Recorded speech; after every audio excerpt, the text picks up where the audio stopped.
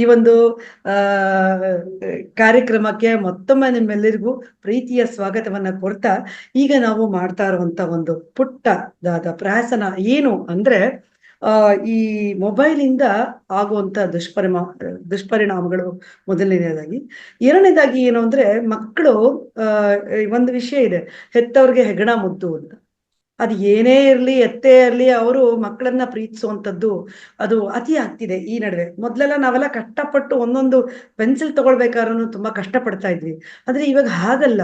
ಅವ್ರಿಗೆ ಲ್ಯಾಪ್ಟಾಪ್ ಬೇಕಾ ಕೊಡಿಸ್ಬಿಡ್ತಾರೆ, ಮೊಬೈಲ್ ಬೇಕಾ ಕೊಡಿಸ್ಬಿಡ್ತಾರೆ, ಏನ್ ಬೇಕಾ ಎಂತ ಬಟ್ಟೆ ಬೇಕಾದ್ರೂ ಕೊಡಿಸ್ತಾರೆ. ಎಲ್ಲ ಏನು ಸಾವಿರಾರು ಗಟ್ಲೆನೇ ಇರುತ್ತೆ. ಈ ಪೇರೆಂಟ್ಸ್ಗೆ ಎಷ್ಟು ಕಷ್ಟವೋ ಸುಖವೋ ಅದು ಅರ್ಥ ಮಾಡ್ಕೊಳಲ್ಲ. ಇದು ಏನಂತಾರೆ ಅಂದ್ರೆ ವ್ಯಾಮೋಹ, ಮಕ್ಕಳಿನ ಮೇಲಿನ ವ್ಯಾಮೋಹ ಏನಿದೆ ಮಕ್ಕಳನ್ನು ಹಾಳು ಮಾಡ್ತಿದೆ, ಅವ್ರನ್ನೂ ಹಾಳು ಮಾಡ್ತಿದೆ ಅನ್ನೋದು. ಮತ್ತೊಂದು ವಿಷಯ ಏನಂದ್ರೆ ಕಾಲೇಜುಗಳಲ್ಲಿ ಮೊದಲಿನ ತರ ಗುರುಕುಲ ಇರ್ಬೋದು, ಅವಿಲ್ಲ ಈಗ. ಈಗ ಕಾಲೇಜ್ಗಳಲ್ಲಿ, ಸ್ಕೂಲ್ಗಳಲ್ಲಿ ಟೀಚರ್ಸ್ ಕೂಡ ತುಂಬಾ ಕಠಿಣರಾಗ್ತಿದ್ದಾರೆ. ಅವ್ರೇನು, ನಾವು ಸಂಬಳ ತಗೋತೀವಿ, ನಾವು ಕ್ಲಾಸಸ್ ಮಾಡ್ತೀವಿ, ಈ ಮಕ್ಕಳನ್ನ ಕರ್ಕೊಂಡು ನಮ್ಗೇನೋ, ಅವನ್ನ ಕಟ್ಕೊಂಡು ನಮ್ಗೇನೋ ಅನ್ನೋ ಒಂದು ಮನೋಭಾವ ತುಂಬಾ ಜನ ಉಪನ್ಯಾಸಕರಿಗೆ ಇರ್ಬೋದು, ಟೀಚರ್ಸ್ಗೆ ಇರ್ಬೋದು, ಆ ಥರ ಇದೆ. ಆದರೆ ಒಂದಂತೂ ನಿಜ ಸ್ನೇಹಿತರೆ, ಒಳ್ಳೆ ಉಪನ್ಯಾಸಕರು, ಒಳ್ಳೆ ಟೀಚರ್ಸು ಎಲ್ಲ ಒಂದು ಶಾಲೆಗಳಲ್ಲೂ ಇದ್ದಾರೆ, ಹಾಗೆ ಎಲ್ಲ ಕಾಲೇಜುಗಳಲ್ಲೂ ಇದ್ದಾರೆ ಅಂತ ಹೇಳೋದಕ್ಕೆ ಇಷ್ಟಪಡ್ತೀನಿ. ಸೊ ಇದನ್ನೆಲ್ಲ ನಾವು ಸರಿ ಮಾಡೋದಕ್ಕೆ ನಾವೇನ್ ಮಾಡೋಕ್ಕಾಗತ್ತೆ, ಡಾಕ್ಟರ್ಸ್ ಹತ್ರ ನಾವು ಮೊರೆ ಹೋಗ್ಲೇಬೇಕಾಗತ್ತೆ. ಡಾಕ್ಟರ್ಸ್ ಹತ್ರ ಹೋಗುವಂಥದ್ದು ಇರಬಾರ್ದು ಅಂತ ನನ್ನ ವಾದ. ಹಾಗಾಗಿ ಇವಾಗ ನಮ್ಮ ಒಂದು ಪುಟ್ಟ ಪ್ರಹಸನವನ್ನ ಶುರು ಮಾಡ್ತೀವಿ. ಇಲ್ಲಿ ನನ್ನ ಟೀಮ್ ಅಂತ ಹೇಳ್ಕೊಳ್ಳೋದಕ್ಕೆ ನಾನು ಬಹಳ ಇಷ್ಟಪಡ್ತೀನಿ. ನನ್ನ ಟೀಮ್ ಎಲ್ಲರೂ ದಯವಿಟ್ಟು ಹ್ಯಾಂಡ್ ರೈಸ್ ಮಾಡಿ. ಈ ಒಂದು ಪುಟ್ಟ ಪ್ರಹಸನದಲ್ಲಿ ನಾವು ಮಾಡ್ತಾ ಇರೋವಂಥ, ನಾವು ಅಭಿನಯ ಮಾಡ್ತಾ ಇರೋವಂಥವ್ರು, ಮೊದಲನೇದಾಗಿ ನಾರಾಯಣ ಸತ್ಯೇಂದ್ರ ಸರ್ ಅವರು, ನಂತರ ಶಿವಕುಮಾರ್ ಸರ್ ಅವರು. ಎಲ್ಲರೂ ಹ್ಯಾಂಡ್ ರೈಸ್ ಮಾಡಿದ್ರೆ ತುಂಬಾನೇ ಅನುಕೂಲ. ನಿಮ್ಮ ಮೊಬೈಲಲ್ಲಿ ಅಥವಾ ನಿಮ್ಮ ಲ್ಯಾಪ್ಟಾಪ್ ಅಲ್ಲಿ ಹ್ಯಾಂಡ್ ರೈಸ್ ಮಾಡಿ ಅದರೊಳಗಡೆಗೆ. ನಂತರ ಡಾಕ್ಟರ್ ಯಶೋಧ ಅವರು, ನಂತರ ಶಾಂತ ಅವರು, ಹಾಗೂ ನಿಮ್ಮ ಪ್ರೀತಿಯ ನಾನು ಮಾಲಿನಿ ರಾವ್. ಇದು ನಾವಿಷ್ಟು ಜನ ಆಕ್ಟ್ ಮಾಡ್ತಾ ಇದ್ದೀವಿ ಇದರಲ್ಲಿ. ಸೊ ನಿಮ್ಮೆಲ್ಲರ ಒಂದು ಅಪ್ಪಣೆ ಮೇರೆಗೆ ನಮ್ಮ ಕಾರ್ಯಕ್ರಮವನ್ನ ಶುರು ಮಾಡೋಣ. ನಮ್ಮ ಕಿರು ಪ್ರಹಸನ ಅಂತ ಹೇಳ್ಬೋದು, ಶುರು ಮಾಡ್ತಾ ಇದ್ದೀವಿ. ಓಕೆ, ಶುರು ಮಾಡೋಣ ಅಲ್ವಾ? ನನ್ನ ಟೀಮ್ಗೆ ಕೇಳ್ತಾ ಇದ್ದೀನಿ, ಶುರು ಮಾಡೋಣ ಅಲ್ಲ? Very nice, all the best. ಎಲ್ಲರಿಗೂ ಒಳ್ಳೆಯ ಒಂದು ಮನೋರಂಜನೆ ಕೊಡೋಣ ಅಂತ ಹೇಳ್ತಾ ಧನ್ಯವಾದ ನಿಮ್ಮೆಲ್ರಿಗೂ. ಓಕೆ, ಸೊ ಈಗ ನಾವು ಶುರು ಮಾಡ್ಕೊಳ್ಳೋಕ್ಕೆ ನಮಗೆ ಒಂದಷ್ಟು 2 ನಿಮಿಷಗಳ ಕಾಲ ನಮಗೆ ಬೇಕಾಗತ್ತೆ ಟೈಮು. ಸೊ ಹಾಗಾಗಿ ನಾವು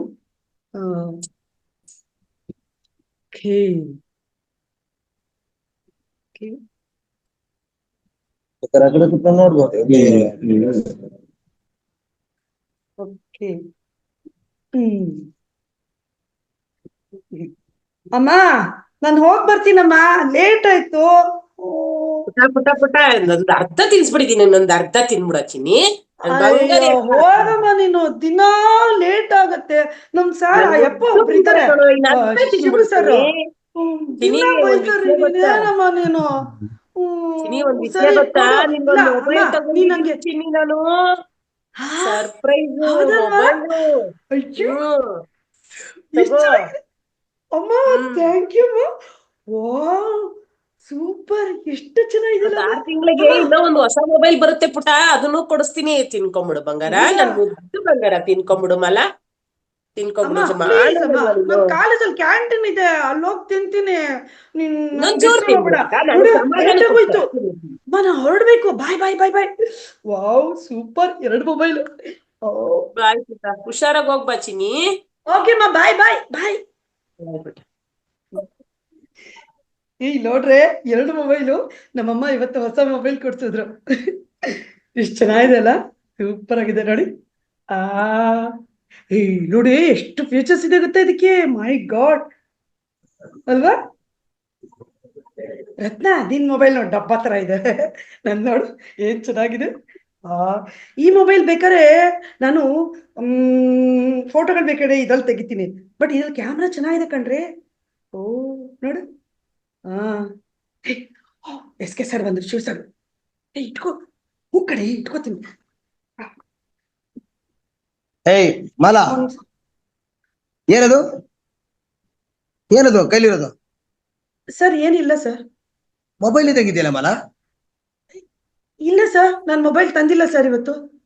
ಕೊಡಿದೆ, ಕೊಡಿಲಿ, ಇದೆ ಮೊಬೈಲ್ ಅದು, ಕೊಡಿಲಿ. ಸರ್ ಇಲ್ಲ ಸರ್. ಏನಿದು ಏನಿದು ಮೊಬೈಲ್ ತಾನೇ ಇದು? ಹ? ಸರ್ ಸಾರಿ ಏನಿದೆಲ್ಲ? ಸರ್. ಸರ್ ಏನ್ ಸಾರಿ ಸಾರಿ ಹೇಳು? ಸರ್. ಸರ್ ಇದು ಏನ್ ಹೊಸ ಮೊಬೈಲ್ ಸರ್. ಇಲ್ಲಿ ಎಂತಕ್ಕೆ ಓದೋದಕ್ಕೆ ಬರೋದ, ಇಲ್ಲಿ ಪೋಲಿ ಆಟ ಆಡಕ್ ಬರೋದ? ಸರ್ ಇಲ್ಲ ಕಾಲೇಜ್ಗೆ ಅಂತ ಸರ್. ಬರೋದು, ಎಲ್ಲೆಲ್ಲ ಅವನ ಜೊತೆ ಸುತ್ತಾಡೋಕೋಸ್ಕರ ಬರೋದ? ಮೊಬೈಲ್ ಎಲ್ಲ ಇಟ್ಕೊಂಡು ಮೊಬೈಲ್ ನಲ್ಲಿ ಏನ್ ಮಾಡೋದು? ಬೇಡ, ಕೊಡಿಲಿ. ನೋಡು ನೋಡು, ತೆಗೆದು ಬಿಸಾಡ್ತೀನಿ ಮೊಬೈಲ್. ಬುದ್ಧಿಗಿದ್ದಿದ್ಯಾ? ಸರ್ ಅದು ಹೊಸ ಮೊಬೈಲು ಸರ್. ನೀವ್ ಯಾಕೆ ಸರ್ ಯಾವಾಗ್ಲೂ ನನ್ನನ್ನೇ ಟಾರ್ಗೆಟ್ ಮಾಡ್ತೀರಾ? ಹೇ ಅಟ್ಟೆ ಓದಕ್ ಅಂತಂದ್ರೆ ಇಲ್ಲಿ ಆಟ ಆಡಕ್ ಬರ್ತೀಯ? ಓಕೆ.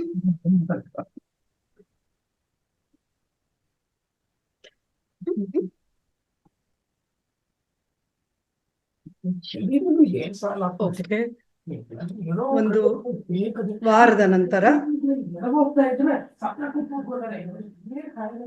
ಡಾಕ್ಟ್ರೇ ಡಾಕ್ಟ್ರೇ ಏನ್ ಶಾಂತಮ್ಮ, ಏನಾಯ್ತು?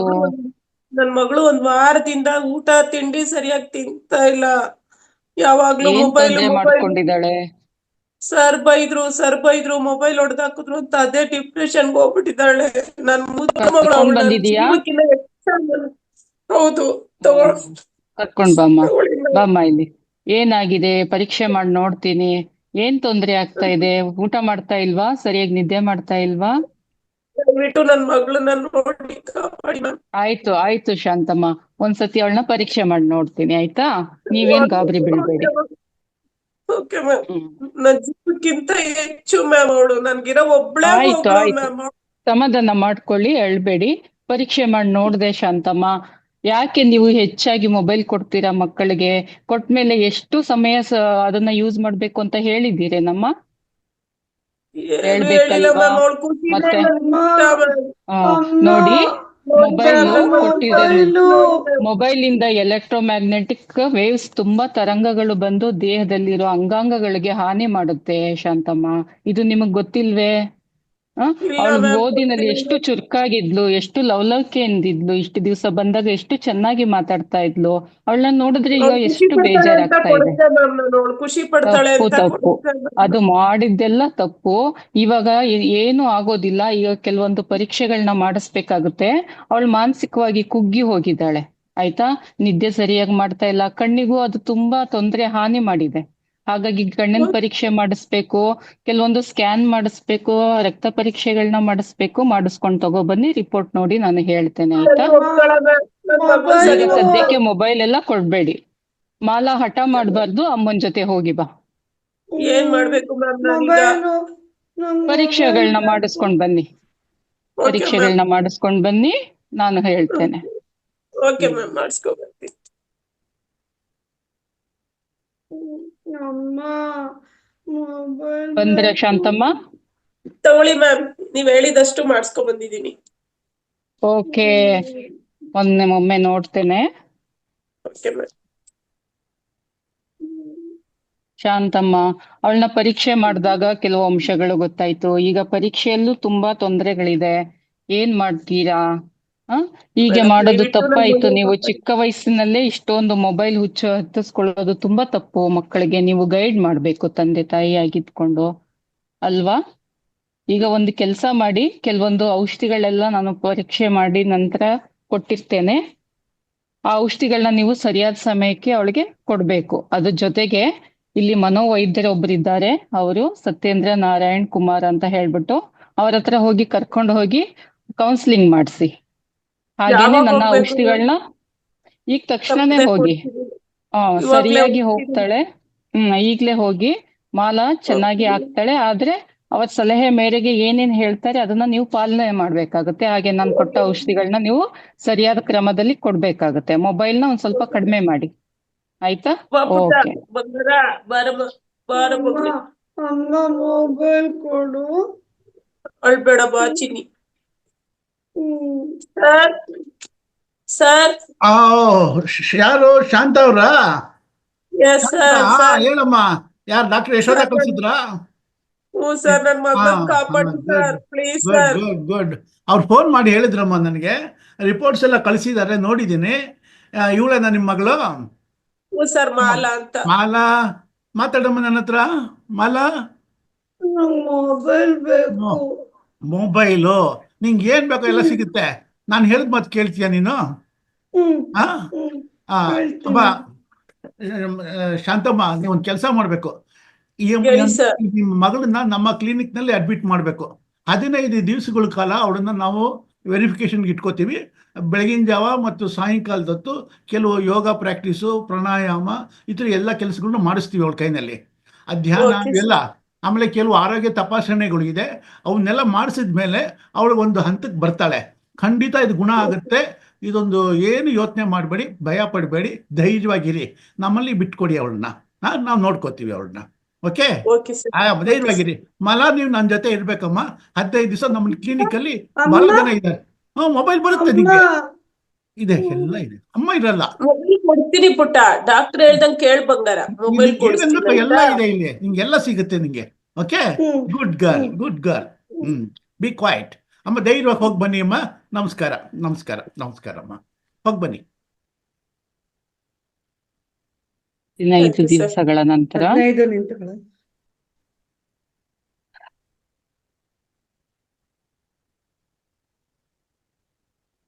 ನಾನು ಅಷ್ಟೊತ್ತವರೆಗೂ ಆ ಮಾಸ್ಟರ್ನ ಮಾತ್ರ ಸುಮ್ನೆ ಬಿಡಲ್ಲ. ಮಾಸ್ಟರ್ ಹತ್ರ ಹೋಗ್ಬಿಟ್ಟು ಬರ್ತೀನಿ. ಮಾಸ್ಟ್ರೇ, ಏನಮ್ಮ? ಮಾಸ್ಟ್ರೇ, ಏನ್ ನನ್ನ ಶಾಂತಮ್ಮ? ಮಗ್ಳಿಗೆ ಏನ್ ಮಾಡಿದ್ರಿ? 1 ವಾರದಿಂದ ಊಟ ತಿಂಡಿ ಮಾಡ್ತಾ ಇಲ್ಲ, ಹೆಂಗ್ ಅನುಭವಿಸ್ತಾ ಇದ್ದಾಳೆ. ನಾನು ಅವಳಿಗೆ ಏನಾದ್ರು ಆದ್ರೆ ನಿಮ್ಮನ್ನ ಸುಮ್ನೆ ಬಿಡಲ್ಲ ಮಾಸ್ಟ್ರೇ, ನಾನು ಸುಮ್ನೆ ಬಿಡೋದಿಲ್ಲ. ಕಂಪ್ಲೇಂಟ್ ಕೊಡ್ತೀನಿ. ಅಮ್ಮ, ಒಂದ್ ನಿಮಿಷ ಕೇಳಮ್ಮ ಇಲ್ಲಿ. ನೋಡಮ್ಮ, ನಂಗೆ ಏನ್ ಪ್ರಾಬ್ಲಮ್ ಇತ್ತು, ಸರಿ ಹೋಯ್ತಲ್ಲ, ಈಗ ಬಿಟ್ಬಿಡು. ಸರ್, ತುಂಬಾ ಥ್ಯಾಂಕ್ಸ್ ಸರ್ ನಿಮ್ಗೆ. ನಾನು ತುಂಬಾ ಕೆಟ್ಟೋಗ್ಬಿಡ್ತಿದ್ದೆ ಮೊಬೈಲ್ ಜೊತೆ ಆಟ ಆಡಿ, ಮೊಬೈಲ್ನೇ ಸದಾಕಾಲ ನೋಡ್ಕೊಂಡು. ಈ ಮಟ್ಟಿಗೆ ನನ್ನನ್ನು ತಂದಿದ್ದೀರಾ ಸರ್. ಧ್ಯಾನ ಮಾಡಕ್ ಹೇಳಿದ್ರಿ, ಇಷ್ಟು ಚೆನ್ನಾಗಿ ಟ್ರೀಟ್ಮೆಂಟ್ ಕೊಟ್ಟಿದ್ದೀರಾ. ನಿಮ್ಗೆ ತುಂಬಾನೇ ಥ್ಯಾಂಕ್ಸ್ ಸರ್. ನಾನು ಆಕ್ಚುಲಿ ನಾನು 70% ಅಲ್ಲ ಸರ್, ನಾನು 90% ತಗೊಳ್ಳುವಂತ ಒಳ್ಳೆ sir. So because of me mobile ನಾನು ತುಂಬಾ ತೊಂದರೆ ಆಗ್ಬಿಟ್ಟಿತ್ತು. I am very sorry sir, ತುಂಬಾನೇ ಸಾರಿ ಸರ್. ಅಮ್ಮ ಪ್ಲೀಸ್ ಬಾಮ್ಮ, ಇವಾಗ ಹೋಗಿ ಸರ್ ಹತ್ರ ಮಾತಾಡೋಣ. ಚೆನ್ನಾಗಾದ ಪುಟ್ಟ ನೀನು ಬಂಗಾರಿ. ನಾನ್ ಚೆನ್ನಾಗಿದ್ದೀನಿಮ್ಮ, ಸರಿ ತಲೆ ಕಣಪ್ಪ. ಕೆಡ್ಸ್ಕೊಬೇಡಮ್ಮ. ನನ್ ಇನ್ಮೇಲಿಂದ ಮೊಬೈಲ್ ಬೇಡಮ್ಮ ನಂಗೆ. ಒಳ್ಳೇದಾಯ್ತು ಪುಟ್ಟ, ಒಳ್ಳೇದಾಯ್ತು ಕಣು. ಅಮ್ಮ ಕಾಲೇಜ್ ಸರ್, ನೀವೇನೋ ಹೇಳ್ತಿದ್ರಿ ಸರ್. ಶಾಂತಮ್ಮ, ಹೇಳಿ ಸರ್. ತುಂಬಾ ಧನ್ಯವಾದಗಳು ಸರ್. ಅಮ್ಮ, ಹೇಳಿ ಸರ್. ಏನು ಗೊತ್ತಾ, ನೀವು ಏನ್ ಮಾಡ್ಬೇಕು ಗೊತ್ತಾ? ಈಗ ಧನ್ಯವಾದ ಹೇಳಿ ಸರ್. ನೀವು ನಮ್ಮ ಪತ್ರಿಜಿ ಗುರುಗಳಿಗೆ ಹೇಳ್ಬೇಕು. ಯಾಕೆ ಅಂತಂದ್ರೆ, ರಂಗನಾಥ್ ಜಿರವರು ಮಾಡ್ತಾ ಇರೋ ಒಂದು ಮಹಾವತಾರ್ ಟಿವಿ ಫೌಂಡೇಶನ್ ನಲ್ಲಿ ಅವರು ಸುಮಾರು ಕಾರ್ಯಕ್ರಮ ಹಮ್ಮಿಕೊಂಡಿದ್ದಾರೆ. ಅದರಲ್ಲಿ ನಾವೇನ್ ಮಾಡಿದ್ವಿ, ನಿಮ್ಮ ಶಿಬಿರದಲ್ಲಿ ನಿಮ್ಮ ಮಾಲನ್ನ ಇಟ್ಕೊಂಡು ದಿನ ಅವಳಿಗೆ ಬ್ರಾಹ್ಮಿ ಮುಹೂರ್ತದಲ್ಲಿ ಹಾಗೂ ಸಾಯಂಕಾಲದತ್ತು ಅವರು ಏರ್ಪಡಿಸಿರುವಂಥ ಶಿಬಿರಗಳಲ್ಲಿ ಆನ್ಲೈನ್ ನಲ್ಲೇನೆ ಅವಳು ನಮ್ಮ ಇದರಲ್ಲೇ ಕೂತ್ಕೊಂಡು ಟ್ರೈನಿಂಗ್ ತಗೊಳ್ಳೋದಕ್ಕೆ ಹೇಳಿದ್ವಿ. ಅವಳು ಶ್ರದ್ಧೆಯಿಂದ ಕಲ್ತ್ಕೊಂಡ್ಲು, ಧ್ಯಾನ ಮಾಡಿದ್ಲು, ಪ್ರವಚನಗಳನ್ನ ಕೇಳಿದ್ಲು, ಉಪನ್ಯಾಸಗಳನ್ನ ಕೇಳಿದ್ಲು. ಆಮೇಲೆ ನಾಗರಾಜ್ ಸರ್ ಅಂತಿದ್ದಾರೆ, ಅವರು ಯೋಗಾಸನಗಳು ಮಾಡ್ಕೊಡ್ತಾರೆ, ಅದನ್ನೆಲ್ಲ ಕೇಳಿ ತಿಳ್ಕೊಂಡು ಅದನ್ನೆಲ್ಲ ಮಾಡಿದ್ಲು. ಆಮೇಲೆ ಪ್ರಾಣಾಯಾಮ, ಆ ಪ್ರಾಣಾಯಾಮದಿಂದ ಅವಳಿಗೆ ಸಾಕಷ್ಟು ಶಕ್ತಿ ಬಂತು. ಅವ್ರು ಹೇಳಬೇಕು ಅಂತಂದರೆ ಮೊದಲಿಗಿಂತ ಹೆಚ್ಚು ಚೆನ್ನಾಗಿದ್ದಾಳೆ. ಅವಳು ತುಂಬ ಪರಿವರ್ತನೆ ಆಗಿದೆ. ಈ ಪರಿವರ್ತನೆಗೆ ಕಾರಣ ಏನು ಅಂದರೆ, ನಮ್ಮ ಮಹಾವತಾರ್ ಫೌಂಡೇಶನ್ನ TV ಸ್ಟೇಷನ್ನವರು ಹಾಗೂ ಮಹಾವತಾರ್ ಫೌಂಡೇಶನ್ನು, ಇದಕ್ಕೆ ಮೂಲ ಕಾರಣ ಸುಭಾಷ್ ಪತ್ರಿಜಿ ಗುರುಗಳು. ಅವರಿಂದ ನೀವು ಮಾಡ್ಬೋದು, ಮನೆಯವ್ರು ಎಲ್ರಿಗೂ ಹೇಳಿ. ಇದು ಉಚಿತವಾಗಿ ನಡೆಯುವಂಥ ಕಾರ್ಯಕ್ರಮಗಳು, ಯಾರು ಬೇಕಾದ್ರೂ ಸೇರ್ಕೋಬಹುದು. ಬೆಳಗಿನ ಜಾವದೊತ್ತು ಬರುತ್ತೆ, ಸಾಯಂಕಾಲದೊತ್ತು ಬರುತ್ತೆ. ಯಾತಕ್ಕೆ ನೀವು ಪ್ರಯತ್ನ ಪಡಬಾರ್ದು? ಉಚಿತವಾಗಿ ನಮ್ಮ ಜೀವನವನ್ನ ಪರಿವರ್ತನೆ ಮಾಡುತ್ತ ಅಬಾಲ ವೃದ್ಧರಾಗಿ ಎಲ್ರೂ ಮಾಡಬಹುದು. ಅಮ್ಮ, ಒಂದ್ ನಿಮಿಷ ಅಮ್ಮ. ಸರ್, ಇದು ನಂತರ ಬೇರೆ ಯಾವುದೇ ಕಾಲೇಜ್ ವಿದ್ಯಾರ್ಥಿಗಳಾಗಿರ್ಲಿ ಅಥವಾ ಸ್ಕೂಲ್ ಮಕ್ಕಳಾಗ್ಲಿ ಈ ತರ ತೊಂದರೆ ಆಗೋದು ಬೇಡ ಸರ್.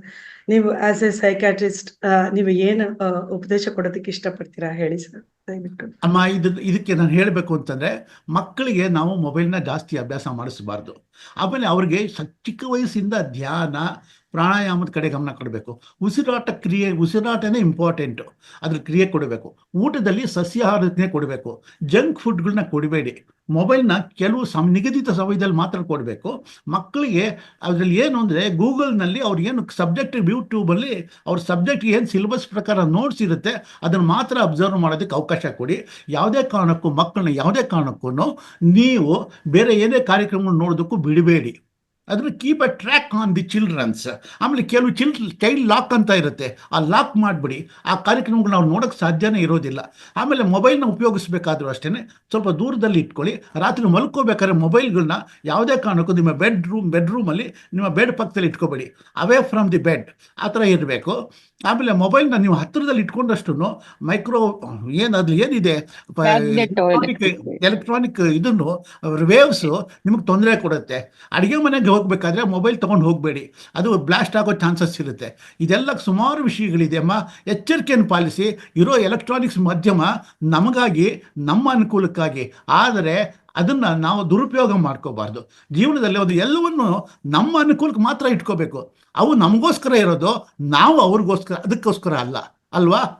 ಇನ್ಮೇಲೆ ಎಲ್ಲರೂ ಹಾಗೆ. Thank you sir, thank you so much sir. ಸಕಾಲಕ್ಕೆ ಬಂದು ನಮ್ ಕಣ್ತೇರ್ಸಿದ್ರಿ ಸರ್, ಒಂದು ಧ್ಯಾನದ ಮಾರ್ಗ ತೋರ್ಸಿದ್ರಿ. ಯಶೋದಾ ಮೇಡಮ್ ಧನ್ಯವಾದಗಳು. ಸತ್ಯೇಂದ್ರ ಸರ್ ಎಷ್ಟು ಹೇಳಿದ್ರು ಎಲ್ಲವೂ ನಿಜ. ಈಗಿನ ಕಾಲದಲ್ಲಿ ಮಕ್ಕಳು ಅನವಶ್ಯಕವಾಗಿ ಅಗತ್ಯಕ್ಕಿಂತ ಹೆಚ್ಚಾಗಿ ಮೊಬೈಲ್ ಬಳಕೆಯಿಂದಾಗಿ ಖಿನ್ನತೆಗೆ ಒಳಗಾಗ್ತಾ ಇದ್ದಾರೆ, ಡಿಪ್ರೆಷನ್ಗೆ ಹೋಗ್ತಾ ಇದ್ದಾರೆ. ಅವ್ರಿಗೆ ಮುಂದೆ ಏನು ಗೈಡ್ ಮಾಡೋಂಥವ್ರು, ಸರಿಯಾದ ಮಾರ್ಗಸೂಚಿ ಕೊಡುವಂಥವ್ರು ಯಾರು ಸಿಗ್ತಾ ಇಲ್ಲ. ಅಪ್ಪ ಅಮ್ಮನ ಹತ್ರ ಏನು ಹೆಚ್ಚಾಗಿ ಅವರು ಅವರ ವಿಚಾರಗಳನ್ನ ಹಂಚ್ಕೊಳ್ತಾ ಇಲ್ಲ. ಹಾಗಾಗಿ ಅವ್ರ ಮೇಲೆ ಒಂದ್ ಸ್ವಲ್ಪ ನಿಗಾ ಇಡಬೇಕು ಪೇರೆಂಟ್ಸ್ ಆದವರು. ಅವ್ರು ಏನು ಮಾಡ್ತಾ ಇದ್ದಾರೆ, ಯಾವ ಆಪ್ಸ್ ಇದೆ ಅವ್ರ ಮೊಬೈಲ್ ಒಳಗಡೆ ಚೆಕ್ ಮಾಡ್ತಾ ಇರ್ಬೇಕು. ಆದ್ರಿಂದ ನಮ್ಮ ಮಕ್ಕಳ ಭವಿಷ್ಯ ಕೇವಲ ಫೀಸ್ ಕಟ್ಟಿ ಓದ್ಸೋದಷ್ಟೇ ಅಲ್ಲ, ಮನೆಯಲ್ಲಿ ಹೇಗೆ ನಡ್ಕೊಳ್ತಾ ಇದ್ದಾರೆ, ಹೊರಗಡೆ ಹೇಗಿದ್ದಾರೆ ಅನ್ನೋದನ್ನು ಕೂಡ ಕಣ್ಣಿಡ್ಬೇಕಾಗುತ್ತೆ. ಹಾಗಾಗಿ ಯಾರು ಮಾಡೋ ತರ ಆಗ್ಬಾರ್ದು. ಡಿಪ್ರೆಷನ್, ಖಿನ್ನತೆ ಇಂತ ಕಾಯಿಲೆಗಳು ತುಂಬಾ ಜಾಸ್ತಿ ಇರುತ್ತೆ. ಆದಷ್ಟು ನಿಗಾ ವಹಿಸಿ ಮಕ್ಕಳನ್ನ ಕಾಪಾಡ್ಕೊಳ್ಳಿ. ನಿಮ್ಗೆ ತುಂಬಾ ಥ್ಯಾಂಕ್ಸ್ ಡಾಕ್ಟರ್. ನಿಮ್ಗೂ ಇಷ್ಟೇ. Thank you doctor Yashoda doctor, ನನ್ನ ತುಂಬಾ ಚೆನ್ನಾಗಿ ಟ್ರೀಟ್ ಮಾಡಿದೀರಾ. Thank you so much. ನಾನು ಕೂಡ ನಿಮ್ ತರನೇ ಡಾಕ್ಟರ್ ಆಗ್ಬೇಕು ಅಂತ ಬಹಳ ಆಸೆ ಇದೆ ಡಾಕ್ಟರ್. ನಾನು ಈಗ ಸೆಕೆಂಡ್ ಇಯರ್ PUC ಒಳ್ಳೆ ಮಾರ್ಕ್ಸ್ ತಗೋತೀನಿ. ಈ ಸರಿ 98% ತಗೊಂಡು ನಾನು ಖಂಡಿತ ಚೆನ್ನಾಗಿ ಓದ್ತೀನಿ. Thank you so much doctor. Mala, ನೀನು ಸೈಕಿಯಾಟ್ರಿಸ್ಟ್ ಆಗ್ಬೇಕು. ಎಷ್ಟೋ ಜನ ಮಕ್ಕಳನ್ನ ನೀವು ಪರಿವರ್ತನೆ ಮಾಡ್ಬೇಕು. ಸೈಕಿಯಾಟ್ರಿಸ್ಟ್ ಆಗ್ತೀಯಾ ತಾನೆ? ಖಂಡಿತ ಮಾಡ್ತೀನಿ ಸರ್, ನಾನ್ ನನ್ ಮಗಳನ್ನ. Good good good. Hey God bless you doctor. Okay, thank you ಎಲ್ಲರಿಗೂ. Thank you. ಅಮ್ಮ ಬಾ, ಕಾಲೇಜ್ ಹೋಗೋಣ, ಲೇಟ್ ಆಯ್ತು. ಬಾ ಬಂಗಾರ. ಆಯ್ತು ಬಂಗಾರ, ನಡಿಯೋ. ಬಾ, ನಮ್ ಸರ್ಗೂ ಹೇಳ್ಬೇಕಮ್ಮ. ಹೇಳ್ಬೇಕು. ಬಾ. ಓಕೆ ಚಿನ್ನಿ, ಓಕೆ ಚಿನ್ನಿ, ನಡಿ ಬಂಗಾರ. ಸರ್ SK ಸರ್, ಸಾರಿ ಶಿವಕುಮಾರ್ ಸರ್. ಬರೀ ಸರ್. ಹಲೋ, ನಮಸ್ತೆ. ಹಲೋ. ಸಾರಿ ಸರ್, ಅವತ್ತೆಲ್ಲ ಬೈದ್ಬಿಟ್ಟೆ ನಿಮಗ್ ನಾನು. Sorry sir, sorry sir. ಇಲ್ಲಮ್ಮ, ಸಾರಿ ಅಮ್ಮ. ನಾನು ಕೂಡ ಸಾರಿ ಕೇಳ್ತೀನಿ. ಯಾಕೆಂದ್ರೆ ಒಬ್ಬ ಲೆಕ್ಚರ್ ಆಗಿ ನಾನು ಅಪ್ಪ ಅಮ್ಮ ಹೇಳ್ಕೊಡ್ತಿದ್ದ, ಗುರುಗಳು ಹೇಳ್ಬೇಕಾಗಿತ್ತು. ನಾನು ಅವಳಿಗೆ ನಿಧಾನವಾಗಿ ತಿಳಿ ಹೇಳಿದಿದ್ರೆ ಅವ್ರಿಗೆ ಇಷ್ಟೆಲ್ಲ ಆಗ್ತಿರ್ಲಿಲ್ಲ. ಆದ್ರೆ ನಾನು ರೂಢಾಗಿ ಬೈಬಾರ್ಬೇಕು. ಒಬ್ಬ ಲೆಕ್ಚರ್ ಆಗಿ ಗುರು ಅಂದ್ರೆ ತಂದೆ ಸಮಾನ, ದೇವ್ರ ಸಮಾನ. ಆದ್ರೆ ನಾನು ಕೆಲಸ ಮಾಡ್ಲಿಲ್ಲಮ್ಮ. ಇನ್ ಮುಂದೆ ಯಾವ ಗುರುಗಳು ಕೂಡ ಇಂಥ ಕೆಲಸ ಮಾಡಬಾರ್ದು. ಮಕ್ಕಳನ್ನ ಹತ್ರ ಕರೆದು ಪ್ರೀತಿಯಿಂದ ನಿಧಾನವಾಗೆಲ್ಲ ಹೇಳಿ ಮನವರಿಕೆ ಮಾಡಿದ್ರೆ ಅವ್ರಿಗೂ ಗೊತ್ತಾಗ್ತಿತ್ತು. ಇಷ್ಟೆಲ್ಲ ಬೇಕಿರಲ್ಲ. ಆದ್ರೂ ಇನ್ನೊಂದು ಒಳ್ಳೇದು ಏನಾಗಿದೆ ಗೊತ್ತಮ್ಮ, ಎಲ್ಲ ಮಾಡಿದ್ರಿಂದ ನೀವು ಡಾಕ್ಟರ್ ಹತ್ರ ಹೋಗಿ, ಮನೋವೈದ್ಯರ ಹತ್ರ ಹೋಗಿ, ಅಲ್ಲಿಂದ ಈ ಮಹಾವತಾರ್ ಫೌಂಡೇಶನ್ ಬಗ್ಗೆ ತಿಳ್ಕೊಂಡು, ಪತ್ರಿಜಿ ಗುರುಜಿಯವ್ರ ಬಗ್ಗೆ ತಿಳ್ಕೊಂಡು ಧ್ಯಾನ ಎಲ್ಲ ಮಾಡ್ತಾ ಇದ್ದೀರಾ, ನಿಮ್ ಮನೆಯಲ್ಲ ಮಾಡ್ತಿದ್ದೀರಾ.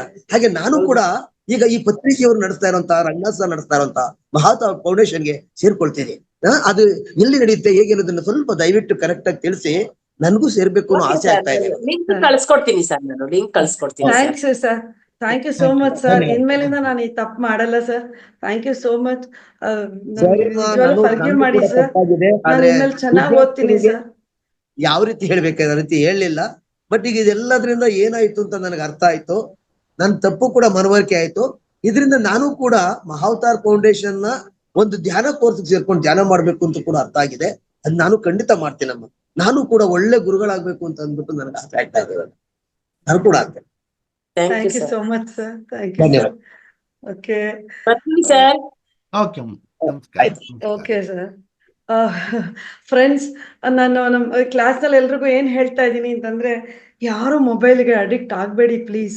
ಯಾಕೆ ಗೊತ್ತಾ, ಈಗ ನೋಡಿ ನನಗೆ ಎಷ್ಟು ಪ್ರಾಬ್ಲಮ್ ಆಯ್ತಲ್ವಾ. ನಮ್ಮಮ್ಮ ನಮ್ಮ ಪೇರೆಂಟ್ಸು ಅಷ್ಟೇ, ತುಂಬ ಮುದ್ದು ಮಾಡಿಬಿಡ್ತಾರೆ. ತುಂಬ ಮುದ್ದು ಮಾಡಿಬಿಟ್ಟು ಯಾವುದ್ರಲ್ಲಿ ಮುದ್ದು ತೋರಿಸ್ಬೇಕೋ ಅದ್ರಲ್ಲಿ ಮುದ್ದು ತೋರಿಸಲ್ಲ. ಸೊ ನಾನೇ ಇದಕ್ಕೆ ಎಕ್ಸಾಂಪಲ್ ಅಲ್ವಾ. ಸೊ ಪ್ಲೀಸ್ ಫ್ರೆಂಡ್ಸ್, ನೀವು ಯಾರು ಮೊಬೈಲ್ಗಳನ್ನು ತರಬೇಡಿ ಕಾಲೇಜಿಗೆ. ಆಮೇಲೆ ನಿಮ್ಮ ತಂಗಿರು ತಮ್ಮಂದ್ರೆಲ್ಲ ಸ್ಕೂಲ್ನಲ್ಲಿ ಇದ್ದಾರಲ್ಲ, ಅವ್ರಿಗೂ ಹೇಳೋಣ. ನಾವೆಲ್ಲ ಓದಿನ ಕಡೆ ಗಮನ ಕೊಟ್ಟರೆ ನಮಗೆ ತುಂಬಾ ಒಳ್ಳೆಯದು. ಆ್ಯಕ್ಚುಲಿ ನಾವು ಆ್ಯಸ್ ಎ ಸ್ಟೂಡೆಂಟ್ಸ್ ನಾವು ಚೆನ್ನಾಗಿರಬೇಕು ಅನ್ನೋದು ನಾವು ತಿಳ್ಕೊಳ್ಬೇಕು. ಓಕೆನಾ? ಸರಿಪ್ಪ, ನಾನು ಇವತ್ತಿಂದ ನಾನು ಮೊಬೈಲ್ ತರಲ್ಲ. ನೋಡಿ, ಪುಸ್ತಕ ಅಷ್ಟೇ, ನನ್ನ ಬ್ಯಾಗು ನನ್ನ ಪುಸ್ತಕ ಅಷ್ಟೇ ಬಿಟ್ಟರೆ ಬೇರೆ ಯಾವತ್ತೂ ತರಲ್ಲ. ನಾನು ಶಪಥ ಮಾಡ್ತಾ ಇದ್ದೀನಿ ಇವತ್ತು ಎಲ್ಲರಿಗೂ, ಇನ್ನು ಯಾವತ್ತೂ ನಾನು ಈ ತಪ್ಪು ಮಾಡಲ್ಲ ಅಂತ. Thank you friends. ಆಯ್ತು ಮಲ್ಲ. Thank you doctor, thank you. Thank you okay, ನಿಮ್ಮ ಚಪ್ಪಾಳೆಯನ್ನ ನಾವು ಒನ್ಸ್ ಕೇಳ್ಬೋದಾ? ಮೋರ್ ತುಂಬಾ ಚೆನ್ನಾಗಿ ಬಂತು ಮೇಡಮ್. ಎಲ್ಲರ ಪಾತ್ರಗಳು ತುಂಬಾ ಚೆನ್ನಾಗಿತ್ತು.